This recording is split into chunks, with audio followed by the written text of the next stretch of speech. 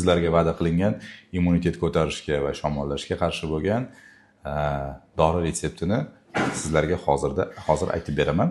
Shamollashga qarshi va immunitetni yaxshilaydigan dori bu Polexidone. Buni quyidagi shakllari mavjud bo'lib, bular ya'ni shamcha shaklida va tomchi shaklida, paroshok shaklida uni tomchi shakliga o'tkazib tayyorlanadi va tabletka shakllari mavjud bo'lib, bularni hozirda qanday qilib, qaysi dozada kimlarga berilishini aytib o'tamiz hammasini.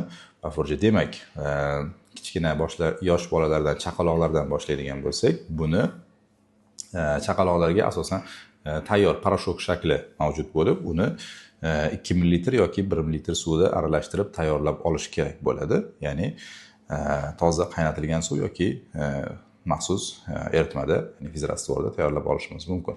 Ya'ni 6 mg flakonda tayyor paroshokni 2 ml suvda eritib olamiz va bu sizga 40 ta tomchini beradi. Bu 40 tomchi bolani vazniga ko'ra, chaqaloqni 5 kilodan boshlab, ya'ni har bir kilo vaznga bir tomchidan osongina bersangiz bo'ladi. Ya'ni 5 kiloli bolaga 5 tomchi, 10 kiloli bolaga 10 tomchidan buyurish tavsiya etiladi. Buni 3 mahalga, har bir tana vazniga mos ravishda 3 mahalga bo'lib bersangiz bo'ladi shu dozani. Ikkinchi shakli bu rektal shakli, ya'ni shamcha yoki svicha shakli deyiladi.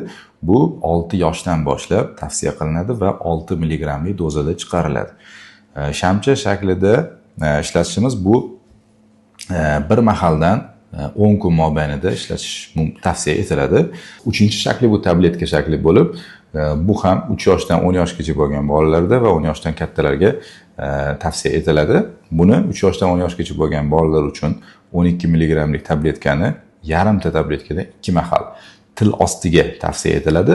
Albatta, yosh bolalar bu narsani til ostida shimi olmasligi mumkin, yutib yuborishi mumkin. Bu ham qo'rqinchli emas, bunday qabul qilish ham mumkin, lekin til ostiga tavsiya etiladi. Bu yaxshiroq so'rilishini ta'minlab beradi.